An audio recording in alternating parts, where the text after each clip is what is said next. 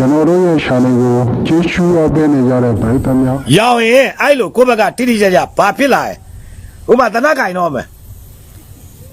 အေးဖြစ်လာလို့ကို့မှာပိုင်ရဆိုင်ရမရှိဘူးကိုယ့်သဘောနဲ့ကိုယ်ကင်နေဆိုရင်လေဥပဒေကြောင်းတွေကိုကြည့်ထားတနက်တစ်လက်ကင်ပြီဆိုတနက်ရဲ့ဖြစ်လာမဲ့အန်ဒီရဲ့တနက်ကင်ပြီဆိုရင်တစ်ချက်မိမိမှပြန်ပြီးတော့ဒီတနက်ရဲ့စိုးကျိုးဘာရှိမလဲကိုမိသားစုမှာကြည်ပေါက်တာတို့ဒါတွေအရင်ကြည့်နော်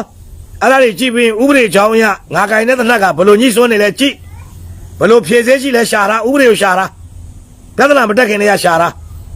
ဒင်းစာလေးပါလေးဖတ်နိုင်ငံတော်ကထုတ်ပြန်တဲ့ဥပဒေတွေကိုကြည့်ဝိတောက်ကားစီးမဲ့ဆိုရင်လေစီးတဲ့ဟိုဝိတောက်ကားတရားမဝင်ဘူးနော်အဲ့တော့အဲ့ဝိတောက်ကားနဲ့ညီလာခဲ့ငါဘယ်လိုဖြည့်ရှင်းနိုင်မလဲငါမှဘာရှိလဲကြည့်တာတခါလေးကြည့်တာရောင်ရင်လဲဆဲရှိရင်ရောင်ကွာသူများအာမကိုနဲ့ဘယ်ဘိုလ်ချုပ်ကိုမှအာမကိုနဲ့ဘယ်ရဲချုပ်မှအာမကိုနဲ့ဘယ်တို့ဘလူမှအာမကိုနဲ့တို့လည်းတို့ခမရပါတို့ဟာနဲ့တို့ပဲဘယ်ဟိုနိုင်ငံတော်အစ်စ်နေပြီးတော့မှလုံးလုံးနေရတဲ့လူကတူးချင်းတယောက်ချင်းပုံကိုရရရှောက်ကြည့်နေအားဘူးကိုဒေတာအာနာပိုင်နဲ့ကိုထိစပ်တဲ့အဖွဲ့အစည်းတွေနဲ့အဲ့ဒါနဲ့ရှင်းလင်းအောင်လုပ်နော်အဲ့ဒါနဲ့ရှင်းလင်းအောင်လုပ်တာတော်တော်ဖြစ်လာရင်လည်းဘာမှမဖြစ်ဘူးဆွဆွဲမဲ့လူကတော့ဆွဆွဲမှာပဲတိုက်ခိုက်မဲ့လူကတိုက်ခိုက်မှာပဲအမျိုးမျိုးရှိနေကြမှာပဲဒါပေမဲ့အဲ့ဒါဘာမှမဖြစ်ဘူးတကယ်လားလုပ်ပါယုံကြည်လို့မလုပ်ချင်မလုပ်နဲ့ဒါအဲ့တော့အခုပြောနေတာတွေကတခုမှမဟုတ်ဘူးနီလန်းလည်းမကြောက်နိုင်ငံတော်အတွက်လည်းအန္တရာယ်ရှိတယ်ဗျနော်နိုင်ငံတော်အတွက်လည်းအန္တရာယ်ရှိတယ်မကောင်းဘူးတော်ကြဖို့သိပြီ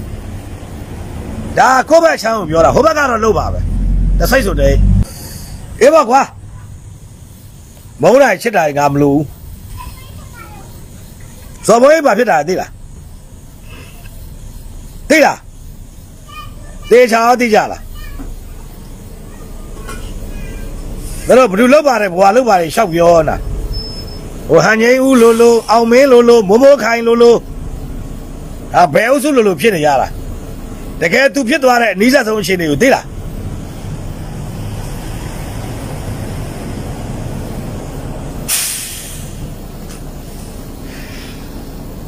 အေးခုကတော့တစ်ခါတည်းပြောလိုက်ပဲ73ရက်5လ2015ကိုစော်ဘုံးရဲ့ဘာဟိုအမုန်းကန်လူသားလားအဖြစ်ကန်လူသားလား TikTok အကောင့်ပါစိုးသားနိုင်နဲ့ပတ်သက်ပြီးဘာပြောပါလဲဘာဖြစ်သွားလဲလို့ပြန်ကြည့်လိုက်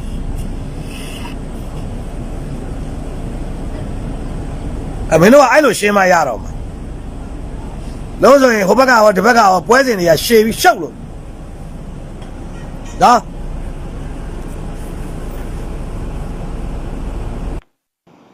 ကိုစတားကြီးချိန်ထားပေးတယ်မတွေ့ရတာလည်းကြာပြီဗျနော်အဲ့တော့73ရက်5လ2015ကိုစော်ဘုံရဲ့ TikTok မှာစိုးသားနိုင်နဲ့ပတ်သက်ပြီးတော့သူဘာပြောတာတွေ့တယ်ပြန်ကြည့်လိုက်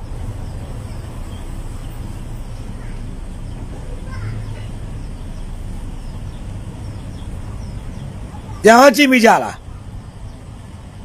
မလွဲတော့နဲ့ပတ်သက်ပြီးတော့ကိုစော်ဘုံကြီးဘာပြောရလဲရတခနိုင်ပြီလိန်မော်ချန်နဲ့ပတ်သက်ပြီးတော့ဘာအလွဲမားတွေဖြစ်သွားလဲ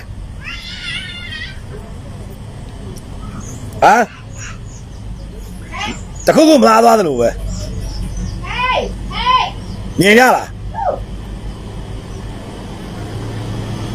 ဟိုကထုတ်မပြောလို့တက်မပြောရင်ဒီကိစ္စကြီးကလောင်နေတာကြီးကမဟုတ်ဘူးဒါနည်းနည်းလေးသူတို့များနေတယ်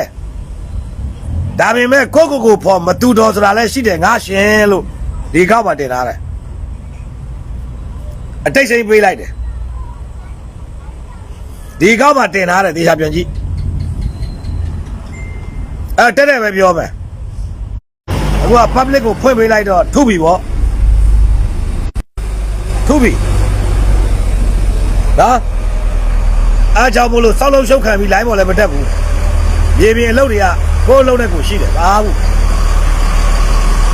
မအားတော့ဒီလောက်ကြီးအငင်းပွားနေရင်တော့အားလုံးပေါ်ပေါ်တင်တင်ပဲပြောပြလိုက်မယ်အဲ့မှာပြန်ကြည့်လိုက်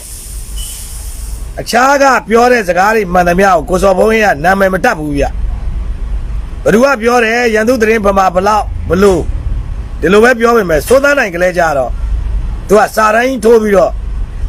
ကိုစိုးသားနိုင်ကပြောပါတယ်ဆိုပြီးတော့TikTok မှာတင်ချလိုက်တယ်ဗျတင်ချလိုက်တယ်ပြီးတော့စကားကလည်းနည်းနည်းမှားသွားတာပါတယ်ပြောချင်တဲ့ရွယ်ချက်ကလိမ္မော်ချမ်းမှာ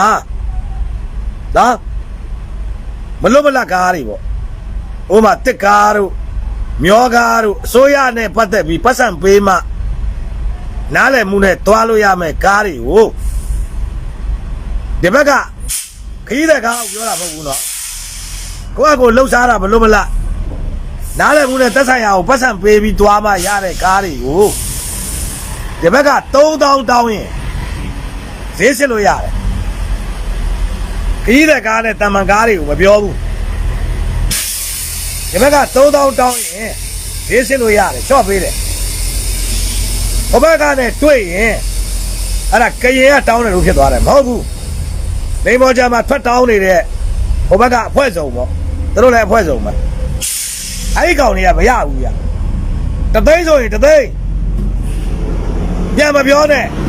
ကားမီးလောက်သွားမယ်လူကိုလှုပ်လိုက်မယ်အဲ့ဒါကွာချားချောင်းဒါလေးပြောချင်လား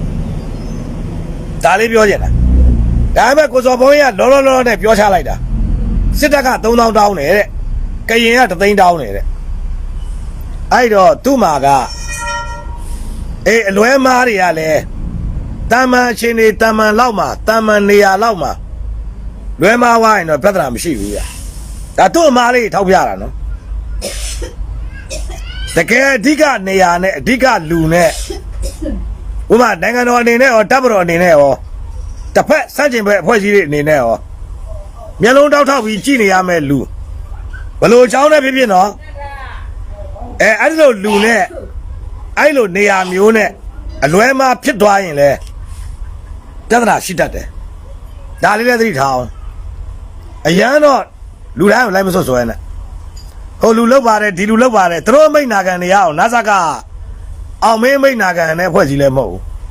ဟန်ငိမ့်ဝမိတ်နာခံနေတဲ့အဖွဲ့အစည်းလည်းမဟုတ်ဘူးမိုးခိုင်မိတ်ကိုနာခံနေတဲ့အဖွဲ့အစည်းလည်းမဟုတ်ဘူးဘယ်ဘောမအဖွဲ့အစည်းကိုမှဘယ်လူပုဂ္ဂိုလ်ကိုမှအမိတ်နာခံနေရတဲ့အဖွဲ့အစည်းမဟုတ်ဘူးနော်တော်တော်သိခါကြရတယ်အဲ့ဒီစကားချက်တည်လည်းမရှိဘူးမသိရင်ပဲနိုင်ငံတော်ကြီးကဲတွေနဲ့ဒီနေ့သွားနေတဲ့လူတွေကအဲ့လူတွေပြောတိုင်းရှောက်လုံနေရတဲ့ပုံတွေရှောက်ပြောနေရတာအဲ့ဒါလို့ဆိုရင်ဒီနိုင်ငံဘာဖြစ်နေပြီလဲဒီလိုပုံစံနဲ့အဲ့တော့ကိုယ်နိုင်ငံကိုတကယ်မလို့မှန်တယ်ထင်တဲ့အမှန်တရားဘက်ကပဲလိုက်မလိုက်ချင်လဲနေဟောငါမြန်မာနိုင်ငံသားပါလားဒုနိုင်ငံဒီလိုအဆင့်တန်းတော့ရှိတယ်ဘယ်လိုဖြစ်နေပြီမဲ့အဲ့လောက်လေးတော့ဓားလဲပြီးတော့ပေါက်လို့ပဲစားတွေရေပေါက်လို့ပဲစားတွေတင်ပြောချင်တိုင်းနေပြောတမကုံပြချင်တိုင်းပြရှောက်မလုပ်ကြနဲ့အဲ့လိုတွေလောက်လာလို့ရှိရင်တစ်ဖက်ကနော်ခါရဲပုံကြီးတွေချက်ပိုရှောက်ကုန်အောင်အဲ့တော့ချုပ်အားဖြင့်ပြောမယ်ဆိုရင်တော့ကိုလူရောဗာမှားတတ်လဲလို့ကြည့်ဒီနေ့အဓိကတာဝန်ထမ်းဆောင်နေတဲ့တော့ဟိုအောက်ခြေဆိုင်ခေါင်းကနေပြီးတော့နာဆာကဥက္ကဋ္ဌအထိအောက်ခြေတပ်သားလေးတယောက်ကနေပြီးတော့တပ်မတော်ကာကွယ်ရေးဦးစီးချုပ်အထိကိုစီသူ့နေရာနဲ့သူ့တာဝန်နဲ့သူ့ဟာသူရှိတယ်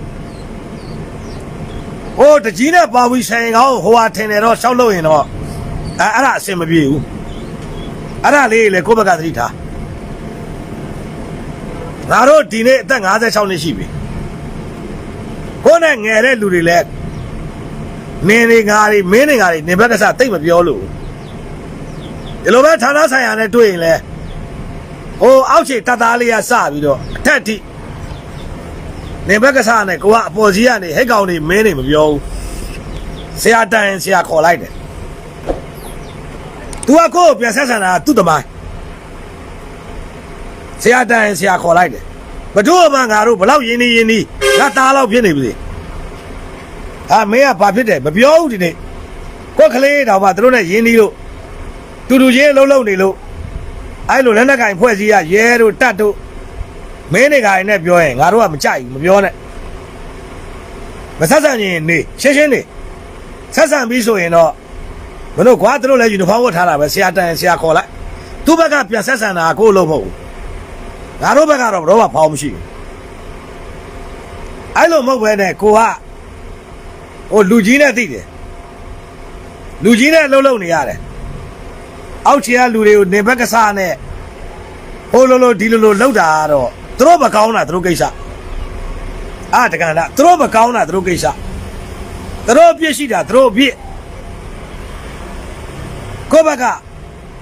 ဝလုံးချီတော့ရှောက်လို့ရင်လည်းမကောင်းဘူးလုံးလို့မရဘူးလူတိုင်းကျင့်တတ်တာကောင်းတယ်တတ်နိုင်တဲ့လောက်တော့ကျင့်တတ်အောင်လုပ်ပါတတ်နိုင်တဲ့လောက်ကျင့်တတ်အောင်လုပ်ပါကျင့်တတ်အောင်ဆက်ဆံပါမပတ်သက်ချင်နေကိုကကောင်းစေလို့တဲ့ရည်ရွယ်ချက်နဲ့သွားပတ်သက်မိရင်တို့ဒုက္ခမပေးပါနဲ့မဖြစ်မနေပတ်သက်ရတာကိုမဆိုလို့မှုခင်းဖြစ်လာလို့မဖြစ်မနေလုပ်ငန်းသဘောအရထိတွေ့ဆက်ဆံရတော့မယ်ဒီအချိန်တွေမျိုးပါလဲအဲ့ဒါလေးတွေလိုတယ်ကွာအခုဖြစ်တဲ့ပြဿနာတွေကလိုတယ်ကဲအဲ့တော့အချုပ်အားဖြင့်ပြောမယ်အခုတော်တော်တောင်တောင်တွေတစ်ဖက်ကတိုက်ခွဲရိုက်ခွဲလုံနေသလိုဟိုလက်နဲ့မှုတို့ဝိတောက်ကားတို့ဒါတွေရှောက်မပြောနဲ့အောင်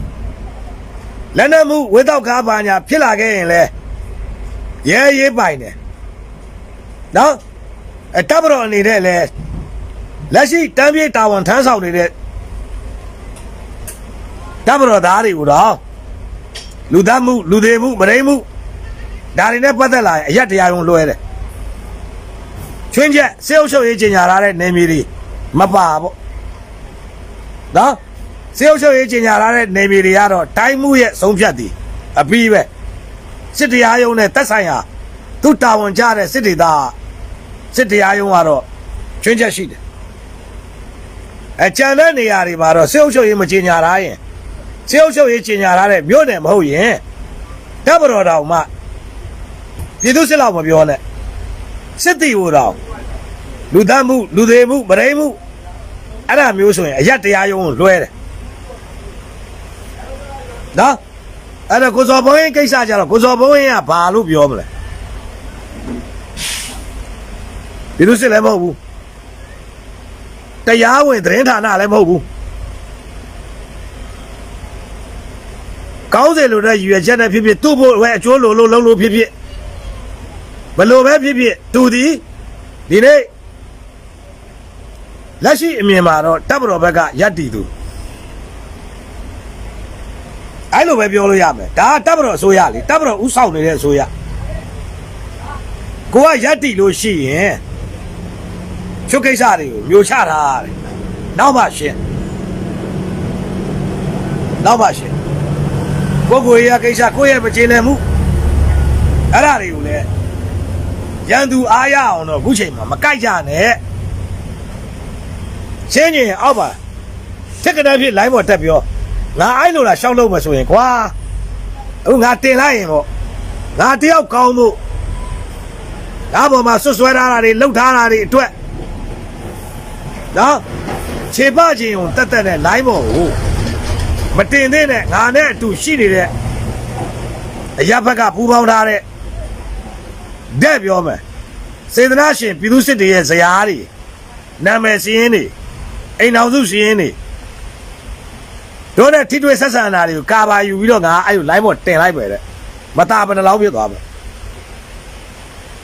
နည်းနည်းလေးလိုမကြတာနဲ့ဟိုရဲတဲ့ကိုနဲ့အဆင်မပြေဘူးတတ်တဲ့အဆင်မပြေဘူးအဲ့ဒါကိုသူတို့နဲ့ဟာဒါတွေတော့အချက်လက်ရှိပါဆိုပြီးတင်လိုက်ရင်ဘာဖြစ်ကုန်ငါတို့လက်ရှိနေတဲ့ဒေတာဆိုရင်စာတိုက်လည်းမဖွင့်ဘူးရုံတိုင်းလည်းအချိန်ပြည့်အလုပ်မလုပ်ဘူးလုပ်လို့လည်းမရအောင်အဲ့တော့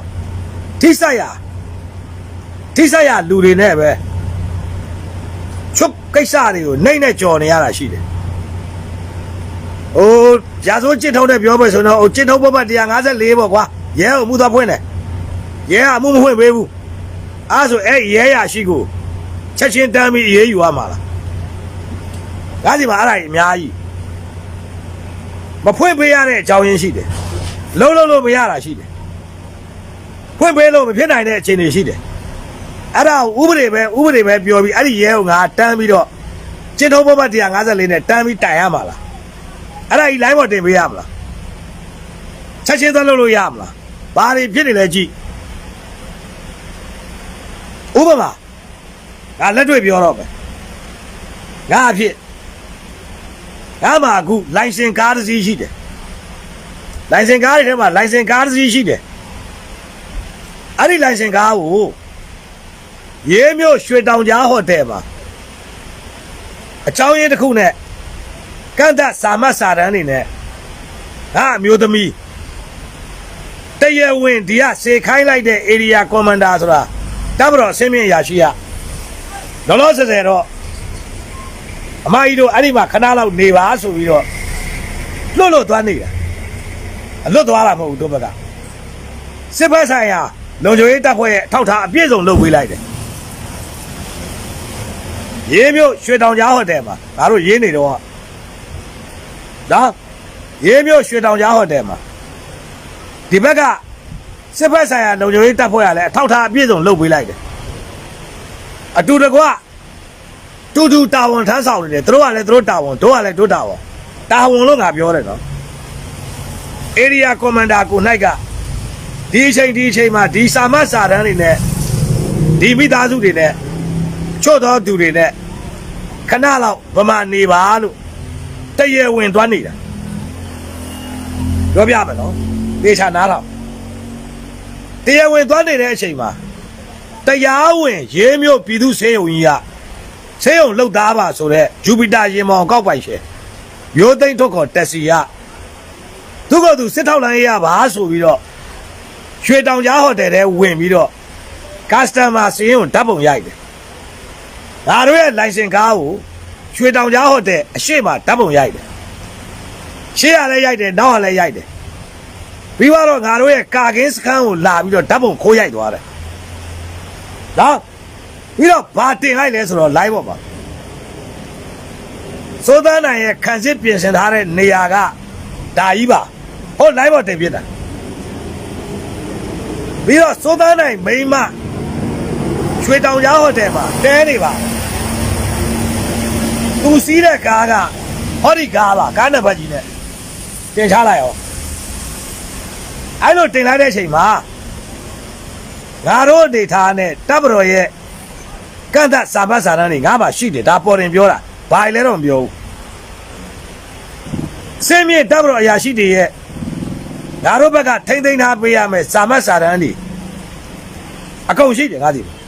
အဲ့ဒါတွေနဲ့သွားနေတာအဲ့တော့ရဲကိုသွားပြီးတော့ငါတို့ကဒီကိစ္စအတွက်ဘယ်လိုလုပ်ကြမလဲဒီကားပြတ်မဆိုကြီး line ပေါ်တင်ထားပေးတဲ့အတွက်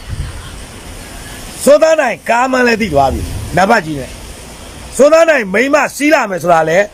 မှတ်ဖို့နေနံပါတ်ကြီးနဲ့တင်ထားပေးပြီအဲ့တော့တို့ကမော်လမြိုင်သွားမယ်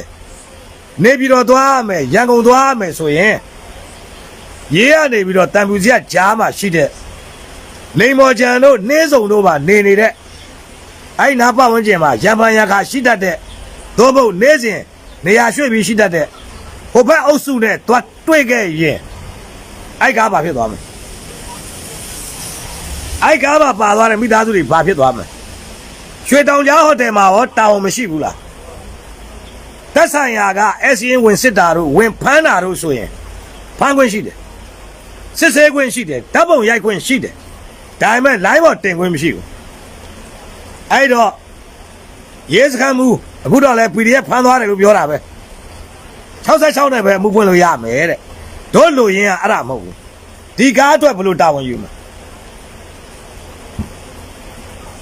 အဲ့တော့ငါတို့လှုပ်လားမလှုပ်ဘူးငါတို့စစ်တောက်လိုင်းရေးကိုဖုံးဆက်တယ်နော်စစ်တောက်လိုင်းရေးကဘာပြောလဲဆိုတော့တိတိကျရေးစားဘာပြန်ပြောတယ်ဒီကောက်ဖမ်းဖို့ကျွန်တော်မှအင်အားမရှိဘူးတဲ့တမအောင်တင်ပြထားတယ်မဆာဖပြောတဲ့စီမံအဖွဲ့ကဘုံမှုကိုသွားသတင်းပို့ထားတယ်တမအောင်စာတင်ထားတယ်သူတို့ပြောထားတယ် အဲ့တော့ပြဿနာမရှိဘူးတို့လည်းမလုပ်ဘူးဩရဲကလည်းဒါကြီးကို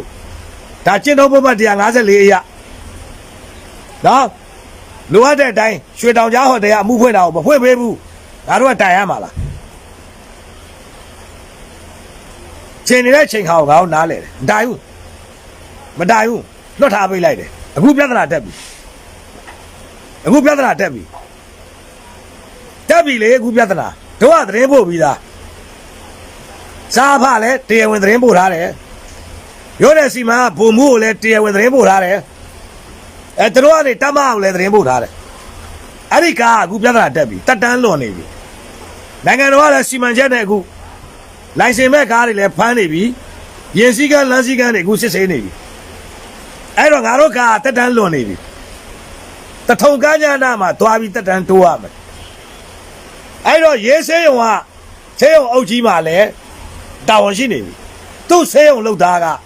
စစ်ထောက်လမ်းရေးပါဆိုပြီးတော့ရွှေတောင်ကြားဟိုတယ်မှာဝင်ပြီးကားကိုဓာတ်ပုံရိုက်ပြီးတော့ရန်သူပြစ်မှတ်ဖြစ်အောင်လိုင်းပေါ်တင်လာပေးတယ်ဘယ်လိုလုပ်ကြမလဲစိုးသားနိုင်ကူလိုင်းလွှင့်နေတာဘယ်နေရာမှာဘာလုပ်နေပါလဲပြောစရာမလိုဘူးအဲ့ထောက်ထားတွေတင်နေကြမလို့ဘူးစိုးသားနိုင်ရဲ့တင်နေရမှာဘယ်အစိုးရလက်အောက်မှာရှိတယ်ဘုံပြည်နယ်အစိုးရလားတင်တိုင်းတိုင်းအစိုးရလားကရင်ပြည်နယ်အစိုးရလားဘယ်စစ်ဌာနချုပ်အောက်မှာရှိတယ်ရတခလားကာယခလားတပခလားအဲ့ဒါဒိုးလုံးမဟုတ်ဘူးနိုင်ငံတော်အလုပ်တပ်မတော်အလုပ်